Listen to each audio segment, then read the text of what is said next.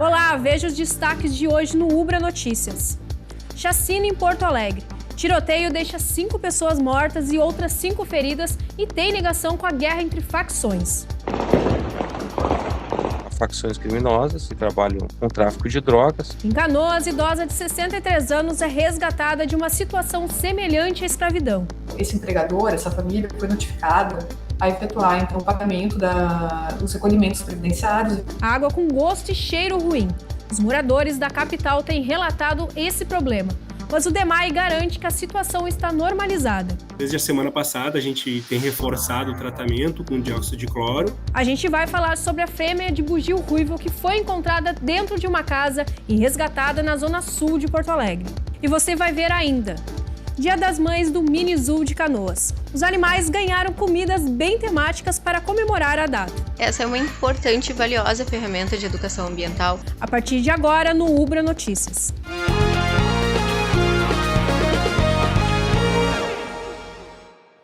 Chacina na capital. 5 pessoas morreram na noite desse domingo em um tiroteio.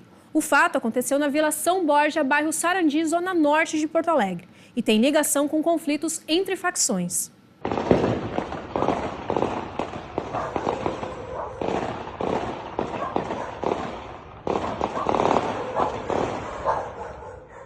De acordo com a polícia, 2 carros pararam na rua Chuí, onde o grupo armado desceu dos veículos e começou a atirar contra as vítimas. Outras 5 pessoas foram baleadas e encaminhadas a um hospital. Ainda de acordo com as autoridades, as vítimas estavam em um ponto de tráfico de drogas. As investigações preliminares apontaram que os 5 mortos eram homens maiores de idade. Os outros envolvidos, no caso, foram encaminhados para o hospital. Até o momento é que nenhuma dessas vítimas corre risco de vida. Alguns ferimentos em algumas dessas pessoas foram superficiais, em alguns tiveram um pouquinho mais de gravidade, mas através do atendimento médico especializado, nenhuma delas, no momento, estaria correndo risco de vida. A Polícia Civil e a Brigada Militar isolaram o local para trabalho da perícia. O policiamento também foi reforçado na área onde o crime ocorreu. Desde o primeiro momento que tomamos ciência aí da ocorrência, nós reforçamos o patrulhamento ali na região, bem como foi reforçado, através do Comando de Policiamento da capital, o patrulhamento também em outros bairros da capital que poderiam vir a ter repercussões em razão dessa ocorrência. Os detalhes nós estamos ainda apurando, principalmente com relação à autoria. Esse é um crime que nós vinculamos aí a facções criminosas, que trabalham com tráfico de drogas. A Polícia Civil efetuou uma grande apreensão de drogas em um sítio em Alvorada. Os entorpecentes foram encontrados após 30 dias de investigação. A reportagem é do Andrei Severo.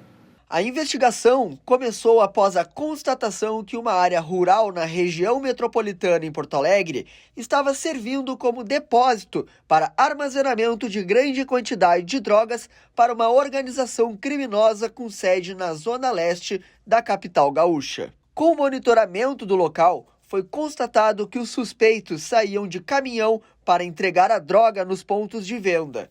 No momento da abordagem, os policiais encontraram no interior do veículo mais de 100 quilos de maconha. O motorista foi preso em flagrante. A propriedade rural continha 13 imóveis e na chegada foram recebidos por um suspeito que efetuou disparos de armas de fogo e fugiu em direção ao matagal.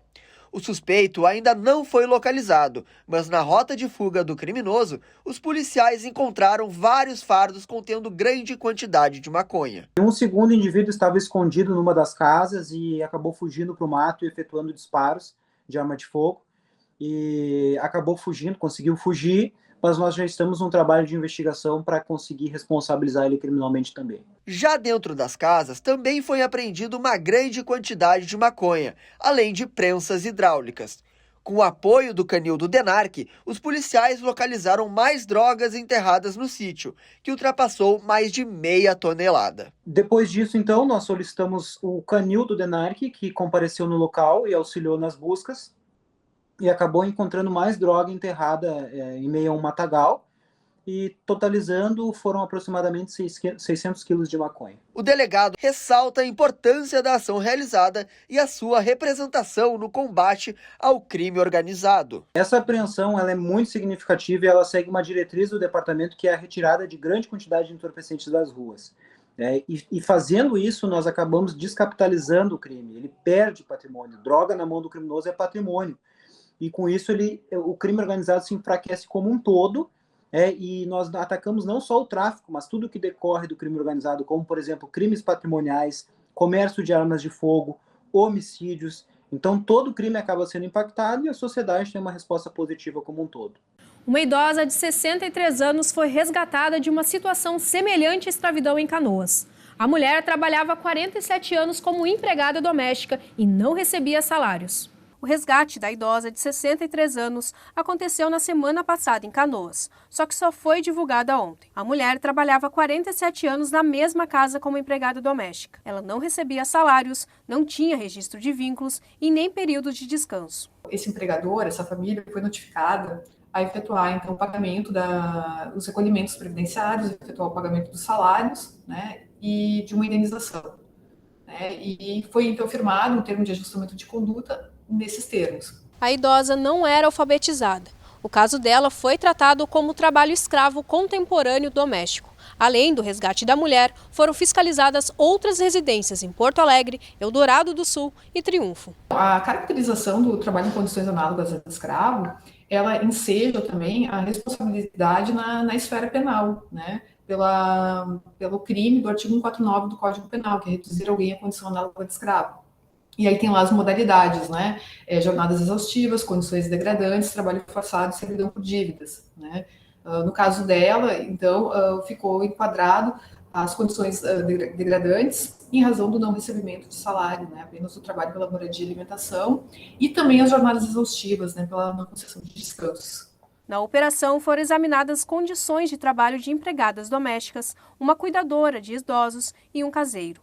Foram identificados irregularidades trabalhistas, mas não foi confirmado o caso de escravidão. A descoberta dos 207 trabalhadores que viviam em situação semelhante à escravidão em Bento Gonçalves, em fevereiro deste ano, foi o estopim para essas ações de combate. O Ministério do Trabalho e Emprego, Ministério Público do Trabalho, a Defensoria Pública da União e a Polícia Rodoviária Federal têm realizado várias operações para combater o crime. De janeiro a abril deste ano, foram resgatados no Brasil mais de 1.200 trabalhadores em situação semelhante à escravidão. A maioria dos casos foram registrados em Goiás, no Rio Grande do Sul e em Minas Gerais. Os moradores de Porto Alegre têm relatado gosto e cheiro ruins na água que sai da torneira. As reclamações começaram há uma semana, mas o DEMAI garante que a situação está normalizada. De acordo com o DEMAI, desde sexta-feira vem caindo o número de reclamações dos moradores através do telefone 156. Alguns bairros ainda registram o problema, mas a previsão é de normalizar ao longo dessa semana. Desde a semana passada, a gente tem reforçado o tratamento com dióxido de cloro e a gente tem percebido uma diminuição no número de reclamações, né? Então, a gente tem surtido efeito aí a nossa ação e está tudo correndo dentro da normalidade. Tem uma série de fatores também que influenciam, a questão de ventos no lago, enfim, até a própria questão da reservação da água também, né, pela troca da água em todo o sistema, até o sistema também dos reservatórios das pessoas também, né? Esse é um edifício, algo assim, demora bastante para trocar toda a água. No início da semana passada, muitos relatos foram feitos ao departamento devido ao gosto e cheiro ruins na água. O grande volume de chuvas é apontado pelo DEMAI como a causa do problema. Depois desse grande período de estiagem que a gente teve agora nesse verão, então essa série de chuvas que veio agora na semana retrasada, né, acabou ocasionando o carreamento de matéria orgânica, enfim, esses aguapés, todo esse material que estava parado no leito dos rios, tanto Jacuí, Sinos, Gravataí, até o nosso manancial aqui do Lago Guaíba, enfim, ocasionando essa questão de gosto e cheiro. Apesar do gosto e do cheiro ruins relatados, o DEMAI afirma que a água está própria para o consumo. A gente, de maneira alguma, iria servir para a população uma água não potável, né?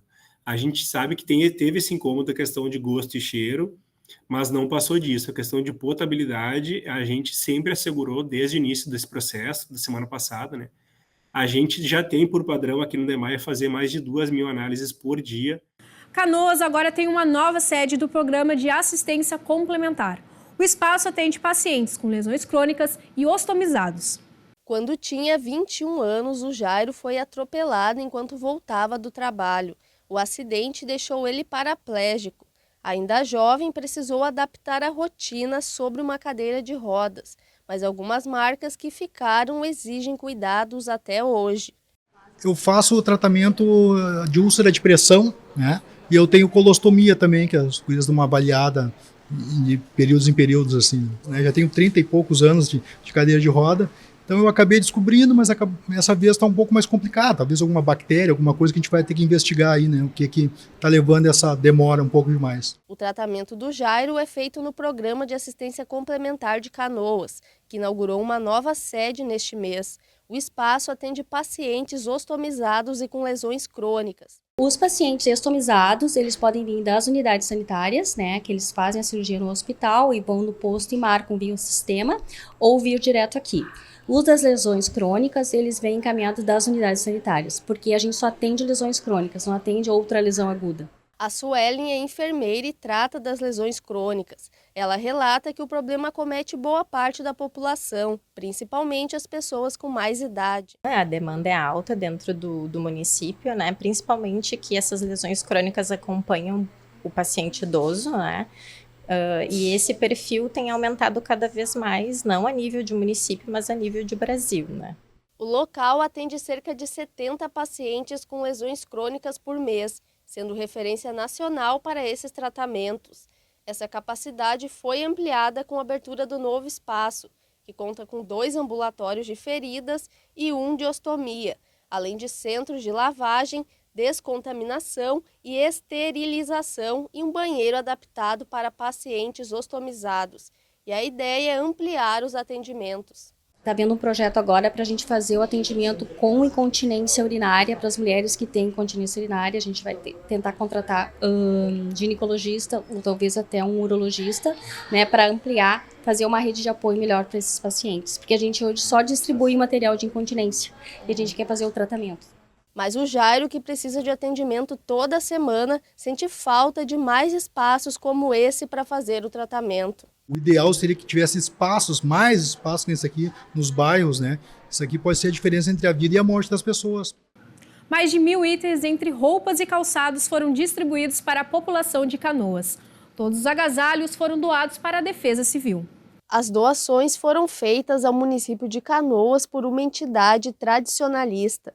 As roupas e calçados foram entregues para a população em situação de vulnerabilidade social.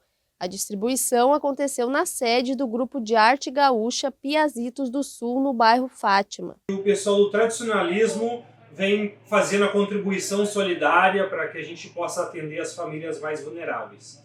Entre a invernada de 200 crianças que participam aqui do CTG, eles fizeram uma ação interna e estão contribuindo com mais de 1.000 peças de roupas para a Defesa Civil aqui de Canoas. A iniciativa foi organizada há cerca de um mês pela Invernada Infantil do Grupo de Artes Gaúchas Piazitos do Sul. A entidade tradicionalista é composta por 200 crianças. De acordo com a Defesa Civil de Canoas, as doações vieram em boa hora. Com a chegada de baixa temperatura, a procura por esses tipos de materiais, né, tipos de roupas, agasalhos, cobertas, se intensificam. Então a gente deixa aqui o apelo a todas as pessoas, a todas as entidades tradicionalismo daqui de Canoas ou de fora, que a Defesa Civil é parceira e sempre será dessas ações sociais. Quem tiver interesse em doar pode entrar em contato com a Defesa Civil através do WhatsApp 51932225764. As entregas também podem ser feitas na sede da instituição, que fica na Rua Bandeirantes, número 405, no bairro Nossa Senhora das Graças. As principais necessidades no momento são geladeira, fogão, itens de higiene e principalmente alimentos. Uma fêmea de bugio ruivo foi resgatada pela Prefeitura de Porto Alegre nesse último final de semana. Ela foi vista por moradores no bairro Ípica, na zona sul da capital. O animal foi encontrado em uma casa na zona sul de Porto Alegre. Ela não tinha ferimentos e o estado de saúde estava bom. O resgate foi feito pela prefeitura da capital. Ela foi encaminhada para o Núcleo Preservas. Depois dos cuidados necessários, a fêmea vai ser solta na natureza. A espécie dela está ameaçada de extinção e é protegida por lei. Olha só essa. As mamães biológicas do Minizoo de Canoas receberam presentes por causa do Dia das Mães. Os animais ganharam comidas bem temáticas.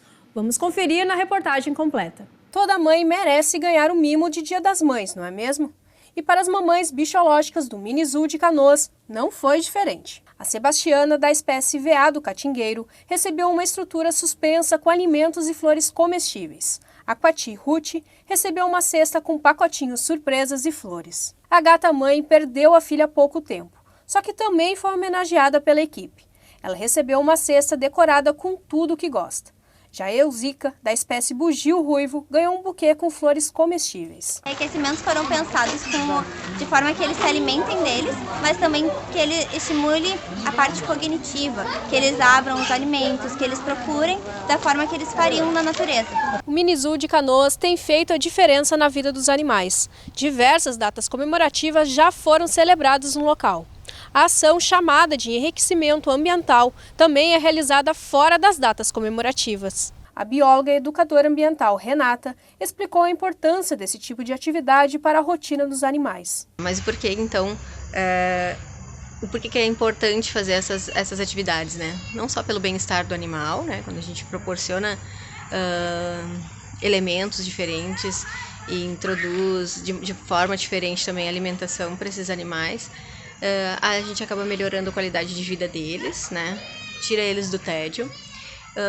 E também essa é uma importante e valiosa ferramenta de educação ambiental para aproximar o público desses animais, né?